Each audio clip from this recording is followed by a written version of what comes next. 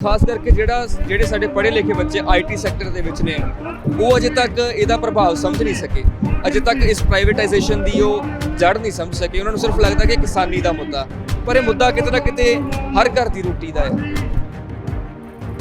ਸਰਕਾਰ ਦਾ ਰਵੱਈਆ ਹਾਲੇ ਵੀ ਜਿਉਂ ਦਾ ਤਿਉਂ ਹੈ। ਕੋਈ ਉਧਰੋਂ ਕਾਲ ਨਹੀਂ ਆ ਰਹੀ, ਕੋਈ ਉਹਨਾਂ ਦੇ ਵੱਲੋਂ ਸੁਨੇਹਾ ਨਹੀਂ ਦਿੱਤਾ ਜਾ ਰਿਹਾ। ਉਲਟਾ ਇਹ ਕਿਹਾ ਜਾ ਰਿਹਾ ਕਿ ਭੀੜਾਂ ਇਕੱਠੀਆਂ ਕਰਕੇ ਕੋਈ ਜ਼ਿਆਦਾ ਫਾਇਦਾ ਹੋਣ ਵਾਲਾ ਨਹੀਂ। ਸਰਕਾਰ ਨੂੰ ਬਣਾਇਆ ਵੀ ਤਾਂ ਲੋਕਾਂ ਨੇ ਹੀ ਹੈ, ਔਰ ਜਦੋਂ ਲਾਉਣ ਤੇ ਆ ਗਏ ਲੋਕ ਤਾਂ ਲੋਕਾਂ ਨੇ ਲਾਭ ਹੀ ਲੈਣਾ। ਹੁਣ ਲੀਡਰਸ ਨੇ ਵੀ ਇਹ ਗੱਲ ਸਮਝੀ ਆ ਕਿ ਯੂਥ ਨੂੰ ਆਪਾਂ ਅੱਖੋਂ ਪਰੋਖਾ ਨਹੀਂ ਕਰ ਸਕਦੇ, ਯੂਥ ਨੂੰ ਨਾਲ ਲੈ ਕੇ ਹੀ ਇਹ ਅੰਦੋਲਨ ਚੱਲੂਗਾ। ਤੇ ਜਿਹੜੇ ਤਾਂ ਵੀਰ ਸ਼ਹੀਦ ਹੋ ਗਏ ਉਹਨਾਂ ਦੇ ਪਰਿਵਾਰਾਂ ਨੂੰ ਵੀ ਫੰਡਸ ਮਿਲ ਜਾਣਗੇ, ਜਿਨ੍ਹਾਂ ਦਾ ਨੁਕਸਾਨ ਹੋਇਆ ਸ਼ਾਇਦ ਉਹਨਾਂ ਨੂੰ ਵੀ ਕੁਝ ਮਿਲ ਜਾਵੇ। ਪਰ ਜਿਹੜੇ ਅਰੈਸਟ ਹੋਣਗੇ ਜਾਂ ਜਿਨ੍ਹਾਂ ਤੇ ਕੇਸ ਫਾਈਲ ਹੋਣੇ ਆ ਉਹਨਾਂ ਦੀ ਸਾਰੀ ਜ਼ਿੰਦਗੀ ਨਿਕਲਣੀ ਆ ਇਹਨਾਂ ਕੇਸਾਂ ਨੂੰ ਲੜਦੇ ਹੋਏ, ਤਾਂ ਸਾਨੂੰ ਉਹਨਾਂ ਦਾ ਖਾਸ ਖਿਆਲ ਰੱਖਣਾ ਪਊਗਾ। ਅਸੀਂ ਕਹਿੰਦੇ ਕਿ India is a secular state. ਜਿਸ ਮੁਲਕ ਦੀ ਡਿਵੀਜ਼ਨ ਹੀ ਧਰਮ ਦੇ ਨਾਂ ਤੇ ਹੋਈ ਹੋਵੇ, ਸੈਕੂਲਰ ਕਿੱਦਾਂ ਹੋ ਸਕਦਾ? ਉਹ ਤਾਂ ਸੈਕੂਲਰਿਜ਼ਮ ਪ੍ਰੀਵੇਲਡ ਹੀ ਨਹੀਂ ਹੈਗਾ ਅੱਜ ਤੱਕ। ਰੋਜ਼ਾਨਾ ਸਪੋਕਸਮੈਨ ਦੇਖ ਰਹੇ ਹੋ ਤੁਸੀਂ, ਤੇ ਇਸ ਵਕਤ ਤੁਹਾਡੇ ਨਾਲ ਤੁਹਾਡਾ ਆਪਣਾ ਦੋਸਤ ਹਰਦੀਪ ਸਿੰਘ ਭੋਗਲ। ਅੱਜ ਚੱਪੜਚਿੜੀ ਵਿਖੇ ਇੱਕ ਮਹਾ ਪੰਚਾਇਤ ਕਰਵਾਈ ਗਈ। ਵੀਰ ਸਿੰਘ ਉਚੇਚੇ ਤੌਰ ਤੇ ਪਹੁੰਚੇ। ਸਿੰਘੂ ਮੋਰਚੇ ਤੋਂ ਜਦੋਂ ਦਾ ਮੋਰਚਾ ਲੱਗਾ ਹੋਇਆ ਉਦੋਂ ਲਗਾਤਾਰ ਸੰਘਰਸ਼ ਦੇ ਨਾਲ ਨੇ, ਪਰ ਅੱਜ ਇਸ ਜਿਸ ਮੌਕੇ ਅਸੀਂ ਇਕੱਠੇ ਹੋਏ ਹਾਂ, ਇੱਥੇ ਕੀ ਅਹਿਮੀਅਤ ਬਣਦੀ ਹੈ? ਵੀਰ ਭਾਈ, ਸੰਘਰਸ਼ ਲਗਾਤਾਰ ਚੱਲ ਰਿਹਾ ਹੈ। 26 ਤੋਂ ਬਾਅਦ ਇੱਕ ਖਲਾਅ ਪੈਦਾ ਹੋਇਆ, ਪਰ ਹੁਣ ਲੋਕਾਂ ਦੇ ਵਿੱਚ ਦੁਬਾਰਾ ਰਿਵਾਈਵਲ ਹੋਣਾ ਸ਼ੁਰੂ ਹੋ ਗਈ ਹੈ ਮੋਰਚੇ ਦੀ। ਇਸ ਵਕਤ ਚੰਡੀਗੜ੍ਹ ਦੇ ਮੁੱਢ ਤੇ ਇਹ ਜਿਹੜੀ ਅੱਜ ਮਹਾ ਪੰਚਾਇਤ ਹੋਈ ਹੈ, ਇਸ ਨੂੰ ਤੁਸੀਂ ਕਿਸ ਨਜ਼ਰੀਏ ਨਾਲ ਦੇਖਦੇ? ਦੇਖੋ, ਸਮੇਂ ਦੀ ਬਹੁਤ ਜ਼ਰੂਰਤ ਬਣਦੀ ਜਾ ਰਹੀ ਸੀ ਕਿ ਲੋਕਾਂ ਦੇ ਵਿੱਚ ਜਿਹੜਾ ਜੋਸ਼ ਠੰਡਾ ਹੋ ਰਿਹਾ ਸੀ ਉਹਨੂੰ ਮੁੜ ਤੋਂ ਉਸ ਸਪਿਰਿਟ ਨੂੰ ਜਿਉਂਦਾ ਕੀਤਾ ਜਾਵੇ, ਮੁੜ ਤੋਂ ਉਹਨੂੰ ਹਵਾ ਦਿੱਤੀ ਜਾਵੇ, ਤਾਂ ਜੋ ਸਾਡੇ ਬਾਰਡਰਾਂ ਦੇ ਉੱਤੇ ਜਿਹੜੇ ਵੀਰ ਭਾਈ ਬੈਠੇ ਨੇ ਉਹਨਾਂ ਦੀ ਸਪੋਰਟ ਦੇ ਵਿੱਚ ਅਸੀਂ ਹੋਰ ਇੱਥੋਂ ਵਲੰਟੀਅਰਸ ਲੈ ਕੇ ਜਾ ਸਕੀਏ, ਚਾਹੇ ਸੇਵਾ ਵਾਸਤੇ ਆ, ਚਾਹੇ ਇਕੱਠ ਕਰਨ ਵਾਸਤੇ। ਔਰ ਮੈਨੂੰ ਲੱਗਦਾ ਕਿ ਜੋ ਅੱਜ ਇੱਥੇ ਚੱਪੜਚਿੜੀ ਵਿੱਚ ਹੋ ਰਿਹਾ, ਇਹ ਸਿਰਫ ਇੱਥੇ ਹੀ ਨਹੀਂ ਬਲਕਿ ਹਰੇਕ ਡਿਸਟ੍ਰਿਕਟ ਦੇ ਵਿੱਚ ਪਲਾਨ ਆਊਟ ਕਰਕੇ ਕਰਨਾ ਚਾਹੀਦਾ ਆ। ਈਵਨ ਮੈਨੂੰ ਲੱਗਦਾ ਕਿ ਜਿਹੜੇ ਮਜ਼ਦੂਰ ਵਿੰਗਸ ਨੇ ਅਜੇ ਤੱਕ ਅਸੀਂ ਪ੍ਰੋਪਰਲੀ ਉਹਨਾਂ ਨੂੰ ਨਾਲ ਜੋੜ ਨਹੀਂ ਸਕੇ ਆਪਣੇ, ਕਿਉਂਕਿ ਅਸੀਂ ਕਿਸਾਨ ਮਜ਼ਦੂਰ ਏਕਤਾ ਤਾਂ ਕਹਿੰਦੇ ਆ, ਪਰ ਮਜ਼ਦੂਰਾਂ ਵਾਸਤੇ ਅਸੀਂ ਕੁਝ ਬਹੁਤਾ ਉਪਰਾਲਾ ਕਰ ਨਹੀਂ ਸਕੇ ਅਜੇ ਤੱਕ। ਸੋ ਜਿਹੜੇ ਵੀ ਮਜ਼ਦੂਰ ਫਰੰਟਸ ਹੈਗੇ ਨੇ, ਚਾਹੇ ਰੰਗਰੇਟੇ ਨੇ ਮੇਰੇ ਵੀਰ, ਚਾਹੇ ਹੋਰ ਵੀ ਜਿਹੜੇ ਹੈਗੇ ਨੇ, ਉਹਨਾਂ ਨੂੰ ਨਾਲ ਕੰਬਾਈਨ ਕਰਕੇ ਇਹ ਇਕੱਠ ਵੱਡੇ ਕਰਨੇ ਚਾਹੀਦੇ ਨੇ। ਵੂਮਨ ਇਨਫੋਰਸਮੈਂਟ ਤੇ ਕੰਮ ਕਰਨਾ ਚਾਹੀਦਾ, ਖਾਸ ਕਰਕੇ ਜਿਹੜੇ ਸਾਡੇ ਪੜ੍ਹੇ ਲਿਖੇ ਬੱਚੇ ਆਈਟੀ ਸੈਕਟਰ ਦੇ ਵਿੱਚ ਨੇ ਉਹ ਅਜੇ ਤੱਕ ਇਹਦਾ ਪ੍ਰਭਾਵ ਸਮਝ ਨਹੀਂ ਸਕੇ। ਅਜੇ ਤੱਕ ਇਸ ਪ੍ਰਾਈਵੇਟਾਈਜੇਸ਼ਨ ਦੀ ਉਹ ਜੜ ਨਹੀਂ ਸਮਝ ਸਕੇ। ਉਹਨਾਂ ਨੂੰ ਸਿਰਫ ਲੱਗਦਾ ਕਿ ਕਿਸਾਨੀ ਦਾ ਮੁੱਦਾ, ਪਰ ਇਹ ਮੁੱਦਾ ਕਿਤੇ ਨਾ ਕਿਤੇ ਹਰ ਘਰ ਦੀ ਰੋਟੀ ਦਾ ਹੈ। ਮੈਂ ਈਵਨ ਛੋਟੀ ਜਿਹੀ ਐਗਜ਼ਾਮਪਲ ਹੈ ਕਿ ਅੰਮ੍ਰਿਤਸਰ ਦਾ ਜਿਹੜਾ ਰੇਲਵੇ ਸਟੇਸ਼ਨ ਆ, ਉਹਦੀ ਪ੍ਰਾਈਵੇਟਾਈਜੇਸ਼ਨ ਇਸ ਤਰੀਕੇ ਨਾਲ ਕੀਤੀ ਜਾ ਰਹੀ ਹੈ ਕਿ ਉੱਥੋਂ ਜਿਹੜੇ ਪ੍ਰਾਈਵੇਟ ਟੈਕਸੀਆਂ ਵਾਲੇ ਸੀ ਉਹ ਸਾਰੇ ਭਜਾ ਦਿੱਤੇ ਗਏ। ਭਜਾ ਕੇ ਉੱਥੇ ਹੁਣ ਉਹਨਾਂ ਨੇ ਕੀ ਕੀਤਾ ਕਿ ਇੱਕ ਹੀ ਬੰਦੇ ਦੇ ਸਰਪ੍ਰਸਤੀ ਦੇ ਹੇਠ ਸਾਰਾ ਪ੍ਰਬੰਧ ਹੈ। ਜੇ ਵਾਘਾ ਬਾਰਡਰ ਦੀ ਗੱਲ ਕੀਤੀ ਜਾਵੇ, ਉੱਥੇ ਵੀ ਇਦਾਂ ਚੱਲ ਰਿਹਾ। ਸੋ ਇਹ ਪ੍ਰਾਈਵੇਟਾਈਜੇਸ਼ਨ ਜਿਹੜੀ ਹੋ ਰਹੀ ਆ, ਇਹ ਛੋਟੇ ਜਿਹੜੇ ਕਾਰੋਬਾਰੀ ਲੋਕ ਨੇ ਇਹ ਉਹਨਾਂ ਦੇ ਨਾਲ ਬਹੁਤ ਵੱਡਾ ਧੱਕਾ ਆ। ਸੋ ਇਹ ਸਾਨੂੰ ਸਮਝਣਾ ਪਊਗਾ ਤੇ ਸਾਰਿਆਂ ਨੂੰ ਰਲ ਮਿਲ ਕੇ, ਕਿਉਂਕਿ ਇਹ ਇੱਕ ਕਿੱਤੇ ਦੀ ਗੱਲ ਨਹੀਂ ਆ, ਇਹ ਸਾਰਿਆਂ ਦੇ ਨਾਲ ਰਲੀ ਹੋਈ ਗੱਲ ਹੈ।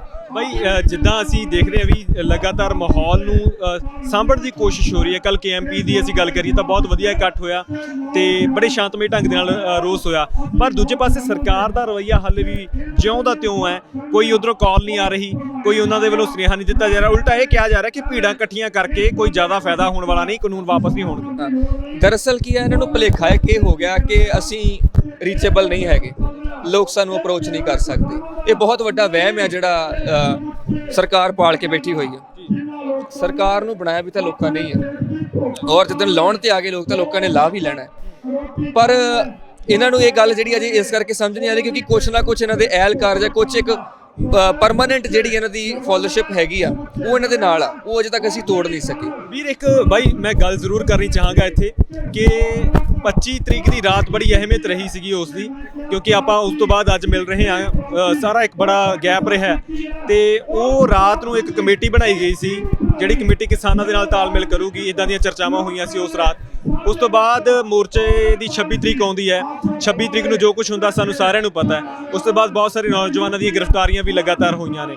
ਉਹ ਕਮੇਟੀ ਕਿੱਥੇ ਗਈ, ਜਾਂ ਫਿਰ ਜਿਹੜੇ ਨੌਜਵਾਨ ਸੀਗੇ ਉਹ ਜਿਹੜੀਆਂ ਉਹਨਾਂ ਦੀਆਂ ਗ੍ਰਿਫਤਾਰੀਆਂ ਹੋਈਆਂ ਉਹਨਾਂ ਨੂੰ ਕਿਵੇਂ ਦੇਖੋ, ਕਮੇਟੀ ਦਾ ਮੇਨ ਮੰਤਵ ਇਹੀ ਸੀਗਾ ਕਿ ਯੂਥ ਤੇ ਕਿਸਾਨ ਜਥੇਬੰਦੀਆਂ ਦੇ ਵਿੱਚ ਇੱਕ ਬ੍ਰਿਜ ਬਣਾਇਆ ਜਾਵੇ, ਸੋ ਦੈਟ ਜਿਹੜੀਆਂ ਸਾਨੂੰ ਔਨ ਗਰਾਊਂਡ ਚੀਜ਼ਾਂ ਦਿਖ ਰਹੀਆਂ ਸੀਗੀਆਂ ਜਾਂ ਡਿਮਾਂਡਸ ਜਿਹੜੀਆਂ ਯੂਥ ਦੇ ਵਿੱਚ ਸੀਗੀਆਂ, ਉਹ ਕਿਤੇ ਨਾ ਕਿਤੇ ਜਥੇਬੰਦੀਆਂ ਵੱਲੋਂ ਨੈਗਲੈਕਟਡ ਮਹਿਸੂਸ ਹੋਈਆਂ ਸੀਗੀਆਂ। ਤਾਂ ਉਹ ਇੱਕ ਬ੍ਰਿਜ ਕਰਨ ਦੀ ਕੋਸ਼ਿਸ਼ ਸੀਗੀ ਕਿ ਆਹ ਮੋਰਚਾ ਜਿਹੜਾ ਹੈ ਉਹ ਇੱਕ ਥਾਂ ਰਹਿ ਕੇ ਤੇ ਇਹ ਸਾਰਾ ਕੁਝ ਇਕੱਠਾ ਚੱਲ ਸਕੇ। ਉਹਦੀ ਕੋਸ਼ਿਸ਼ ਅੱਜ ਵੀ ਜਾਰੀ ਹੈ। ਹੁਣ ਲੀਡਰਸ ਨੇ ਵੀ ਇਹ ਗੱਲ ਸਮਝੀ ਆ ਕਿ ਯੂਥ ਨੂੰ ਆਪਾਂ ਅੱਖੋਂ ਪਰੋਖਾ ਨਹੀਂ ਕਰ ਸਕਦੇ, ਯੂਥ ਨੂੰ ਨਾਲ ਲੈ ਕੇ ਹੀ ਇਹ ਅੰਦੋਲਨ ਚੱਲੂਗਾ। ਸੋ ਉਹ ਚੀਜ਼ ਕਿਤੇ ਨਾ ਕਿਤੇ ਇੰਪਲੀਮੈਂਟ ਹੋ ਗਈ। ਹਾਂ, ਉਸ ਕਮੇਟੀ ਦਾ ਕੋਈ ਜੇ ਅਸੀਂ ਕਹੀਏ ਵਜੂਦ ਉਦਣ ਹੀ ਬਣਿਆ ਤੇ ਉਦਣ ਹੀ ਉਹ ਤਹਿਸ ਨਹਿਸ ਵੀ ਹੋ ਗਿਆ। ਪਰ ਗੱਲ ਇਹ ਹੈ ਕਿ ਉਹ ਜਿਹੜੀ ਜਿਸ ਮਨਸਾ ਲਈ ਬਣਾਈ ਗਈ ਸੀ, ਜੋ ਉਹਦੀ ਕੋਸ਼ਿਸ਼ ਸੀਗੀ, ਉਸ ਕੋਸ਼ਿਸ਼ ਨੂੰ ਬੂਰ ਪੈ ਚੁੱਕਾ ਜੀ। ਅੱਜ ਮੈਂ ਉਸ ਤੋਂ ਦੂਸਰਾ ਸਵਾਲ ਨਾਲ ਹੀ ਸੀਗਾ ਕਿ ਨੌਜਵਾਨਾਂ ਦੀਆਂ ਗ੍ਰਿਫਤਾਰੀਆਂ ਬਹੁਤ ਹੋਈਆਂ ਤੇ ਵਿਦੇਸ਼ਾਂ ਤੋਂ ਖਾਸ ਕਰਕੇ ਸਾਨੂੰ ਲੋਕੀ ਫੋਨ ਕਰਦੇ ਨੇ ਕਿ ਉਹਨਾਂ ਬਾਰੇ ਕੀ ਹੋ ਰਿਹਾ ਇਸ ਵੇਲੇ, ਕਿਹੜੀਆਂ ਕੋਸ਼ਿਸ਼ਾਂ ਹੋ ਰਹੀਆਂ। ਹਾਲਾਂਕਿ ਆਗੂ ਸਾਰੇ ਕਹਿ ਰਹੇ ਨੇ ਕਿ ਲਗਾਤਾਰ ਵਕੀਲਾਂ ਦੀਆਂ ਟੀਮਾਂ ਲੱਗੀਆਂ ਹੋਈਆਂ ਨੇ ਉਹਨਾਂ ਨੂੰ ਬਾਹਰ ਕੱਢਣ ਦੀਆਂ, ਪਰ ਬਹੁਤ ਸਾਰੇ ਕਲਾਕਾਰ ਅੰਦਰ ਨੇ, ਤਾਂ ਉਹਨਾਂ ਬਾਰੇ ਕਿਵੇਂ ਦੇਖਦੇ ਹੋ? ਦੇਖੋ, ਇਹ ਬਹੁਤ ਪਹਿਲਾਂ ਤੋਂ ਮੈਂ ਇੱਕ ਗੱਲ ਕਹਿ ਰਿਹਾ ਸੀਗਾ ਕਿ ਜਿਹੜੇ ਤਾਂ ਵੀਰ ਸ਼ਹੀਦ ਹੋ ਗਏ ਉਹਨਾਂ ਦੇ ਪਰਿਵਾਰਾਂ ਨੂੰ ਵੀ ਫੰਡਸ ਮਿਲ ਜਾਣਗੇ, ਜਿਨ੍ਹਾਂ ਦਾ ਨੁਕਸਾਨ ਹੋਇਆ ਸ਼ਾਇਦ ਉਹਨਾਂ ਨੂੰ ਵੀ ਕੁਝ ਮਿਲ ਜਾਵੇ, ਪਰ ਜਿਹੜੇ ਅਰੈਸਟ ਹੋਣਗੇ ਜਾਂ ਜਿਨ੍ਹਾਂ ਤੇ ਕੇਸ ਫਾਈਲ ਹੋਣੇ ਆ ਉਹਨਾਂ ਦੀ ਸਾਰੀ ਜ਼ਿੰਦਗੀ ਨਿਕਲਣੀ ਆ ਇਹਨਾਂ ਕੇਸਾਂ ਨੂੰ ਲੜਦੇ ਹੋਏ।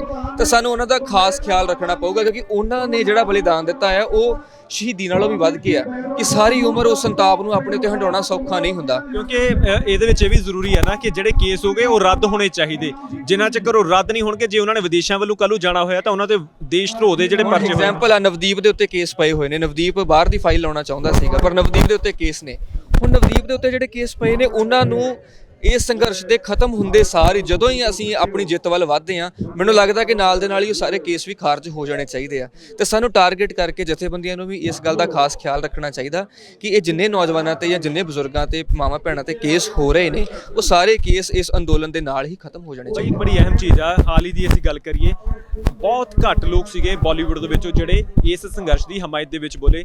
ਤਾਪਸੀ ਪੰਨੂ ਹੋਰਾਂ ਦਾ ਵੀ ਜ਼ਿਕਰ ਉਹਦੇ ਵਿੱਚ ਆਉਂਦਾ ਜਿਹੜੇ ਇਸ ਦੀ ਹਮਾਇਤ ਕਰਦੇ ਨਜ਼ਰ ਆਏ, ਹੋਰ ਵੀ ਕੁਝ ਨਾਮ ਨੇ, ਪਰ ਜਿਹੜੇ ਹਮਾਇਤ ਕਰਦੇ ਨੇ ਉਹਨਾਂ ਦੇ ਉੱਪਰ ਉਹਨਾਂ ਦੇ ਥਾਵਾਂ ਤੇ ਜਾਂ ਰੇਡਾਂ ਪੈਣੀਆਂ ਸ਼ੁਰੂ ਹੋ ਜਾਂਦੀਆਂ ਜਾਂ ਉਹਨਾਂ ਨੂੰ ਕਿਸੇ ਨਾ ਕਿਸੇ ਧਮਕਾਉਣ ਦੀ ਕੋਸ਼ਿਸ਼ ਹੋ ਰਹੀ ਹੈ। ਫਿਰ ਮੰਨ ਲਈਏ ਕਿ ਜਿਹੜਾ ਫਰੀडम ਆਫ ਸਪੀਚ ਹੈਗੀ ਉਹਨੂੰ ਖਤਮ ਕਰਨ ਦੀ ਕੋਸ਼ਿਸ਼ ਹੋ ਰਹੀ ਹੈ। ਮੈਂ ਤਾਂ ਹਮੇਸ਼ਾ ਕਹਿੰਦਾ ਕਿ ਅਸੀਂ ਕਹਿੰਦੇ ਹਾਂ ਕਿ India is a secular state. ਜਿਸ ਮੁਲਕ ਦੀ ਡਿਵੀਜ਼ਨ ਹੀ ਧਰਮ ਦੇ ਨਾਂ ਤੇ ਹੋਈ ਹੋਵੇ, ਸੈਕੂਲਰ ਕਿੱਦਾਂ ਹੋ ਸਕਦਾ? ਉਹ ਤਾਂ ਸੈਕੂਲਰਿਜ਼ਮ ਪ੍ਰੀਵੇਲਡ ਹੀ ਨਹੀਂ ਹੈਗਾ ਅੱਜ ਤੱਕ। ਸਿਮਿਲਰਲੀ ਫਰੀडम ਆਫ ਸਪੀਚ ਦੀ ਅਸੀਂ ਗੱਲ ਕਰਦੇ ਹਾਂ, ਸਿਰਫ ਲਿਖਣ ਦੇ ਵਿੱਚ ਹੈਗਾ ਆ, ਪਰ ਫਰੀडम ਆਫ ਸਪੀਚ ਕਿੱਥੇ ਸਰਵਾਈਵ ਹੀ ਨਹੀਂ ਕਰ ਰਿਹਾ ਕਿਤੇ। ਡੈਮੋਕ੍ਰੇਸੀ ਦਾ ਕਹਿ ਦੇਣਾ ਕਿ ਡੈਮੋਕ੍ਰੇਸੀ ਹੈਗੀ ਆ ਤੇ ਡੈਮੋਕ੍ਰੇਸੀ ਦਾ ਵਜੂਦ ਹੋਣਾ, ਇਹ ਦੋਵਾਂ ਚੀਜ਼ਾਂ ਦੇ ਵਿੱਚ ਬਹੁਤ ਅੰਤਰ ਆ ਚੁੱਕਾ। ਅਦਾਲਤ ਵੀ ਸਾਫ਼ ਤੌਰ ਤੇ ਕਹਿ ਰਹੀ ਹੈ ਕਿ ਸਰਕਾਰ ਦੇ ਫੈਸਲਿਆਂ ਦਾ ਵਿਰੋਧ ਕਰਨਾ ਦੇਸ਼ ਧਰੋਹ ਨਹੀਂ ਹੁੰਦਾ, ਤੇ ਪਰ ਪਰਚੇ ਹਲੇ ਵੀ ਦੇਸ਼ ਧਰੋਹ ਦੇ ਪਾਏ ਜਾ। ਦੇਖੋ, ਇਹ ਜਿਹੜਾ ਦੇਸ਼ ਧਰੋਹ ਦਾ ਪਰਚਾ ਆ, ਇਹ ਕੋਈ ਗੱਲ ਨਹੀਂ। ਮੈਂ ਤਾਂ ਇਹੀ ਅਰਦਾਸ ਕਰਦਾ ਹਾਂ ਵਾਹਿਗੁਰੂ ਨੂੰ ਕਿ ਜਿੱਦਾਂ ਹੀ ਇਹ ਅੰਦੋਲਨ ਦੇ ਵਿੱਚ ਅਸੀਂ ਜਿੱਤ ਹਾਸਲ ਕਰਦੇ ਹਾਂ ਤੇ ਨਾਲ ਦੇ ਨਾਲ ਹੀ ਇਹ ਸਾਰੇ ਜਿਹੜੇ ਕੇਸਿਸ ਮੁੰਡਿਆਂ ਤੇ ਪੈ ਰਹੇ ਨੇ, ਇਹ ਵੀ ਨਾਲ ਦੇ ਨਾਲ ਖਾਰਜ ਹੋ ਜਾਣ। ਅਖੀਰਲਾ ਸਵਾਲ, ਅੱਜ ਇੱਥੇ ਪਹੁੰਚੇ ਹੋ, ਨਜ਼ਰ ਕੀ ਆਇਆ ਤੇ ਲੋਕਾਂ ਨੂੰ ਕੀ ਸੁਨੇਹਾ ਦੇਣਾ ਚਾਹੋਗੇ, ਕਿਉਂਕਿ ਇਸ ਵੇਲੇ ਏਕਤਾ ਬਹੁਤ ਜ਼ਰੂਰੀ ਹੈ? ਸੁਨੇਹਾ ਸਿਰਫ ਇੱਕ ਹੀ ਆ ਕਿ ਚਾਹੇ ਯੂਥ ਹੈ, ਚਾਹੇ ਕਿਸਾਨ ਜਥੇਬੰਦੀਆਂ ਨੇ, ਹਮੇਸ਼ਾ ਇੱਕ ਸਨ। ਹਾਂ, ਵਿਚਾਰਕ ਮਤਭੇਦ ਹਮੇਸ਼ਾ ਰਹਿੰਦੇ ਨੇ, ਥੋੜੇ ਬਹੁਤ ਹੁੰਦੇ ਨੇ, ਪਰ ਇਹ ਜਸਟ ਜਿੱਦਾਂ ਪਾਣੀ ਤੇ ਰਿਪਲਸ ਹੁੰਦੇ ਆ ਉਹਦੇ ਵਾਂਗੂ ਆ ਕਿ ਸੋਚ ਚੀਨੀ ਵੀ ਕਿਸੇ ਵੇਲੇ ਹੋ ਜਾਂਦੀ ਆ। ਪਰ ਇਹਦਾ ਮਤਲਬ ਇਹ ਨਹੀਂ ਕਿ ਮੋਰਚਾ ਦੋ ਥਾਈਂ ਵੰਡਿਆ ਹੋਇਆ। ਮੋਰਚਾ ਇੱਕ ਥਾਂ ਹੀ ਸੀਗਾ ਤੇ ਅੱਜ ਵੀ ਇੱਕ ਥਾਂ ਹੀ ਚੱਲ ਰਿਹਾ। ਸੋ ਸਿੱਧੇ ਤੌਰ ਤੇ ਏਕਤਾ ਬਹੁਤ ਜ਼ਰੂਰੀ ਹੈ ਇਸ ਇਕੱਠ ਦੇ ਵਿੱਚ, ਤੇ ਉਸ ਏਕਤਾ ਦੀ ਹੀ ਗੱਲ ਕਰ ਰਹੇ ਨੇ ਵੀਰ ਸਿੰਘ। ਫਿਲਹਾਲ ਦੇਖਣਾ ਹੋਵੇਗਾ ਕਿ ਇਹ ਮੋਰਚਾ ਕਦੋਂ ਤੱਕ ਆਪਣੇ ਚਰਮ ਸੀਮਾ ਤੇ ਪਹੁੰਚ ਕੇ ਜਿੱਤ ਵੱਲ ਵਧਦਾ ਹੈ। ਤੁਸੀਂ ਇਸ ਬਾਰੇ ਕੀ ਸੋਚਦੇ ਹੋ? ਆਪਣੇ ਕੀਮਤੀ ਸੁਝਾਅ ਸਾਡੇ ਨਾਲ ਜ਼ਰੂਰ ਸਾਂਝੇ ਕਰਿਓ। ਸਹਿਯੋਗੀ ਜਗਸੀਰ ਦੇ ਨਾਲ ਹਰਦੀਪ ਸਿੰਘ ਭੋਗਲ, ਸਪੋਕਸਮੈਨ ਟੀਵੀ, ਚੱਪੜਚਿੜੀ।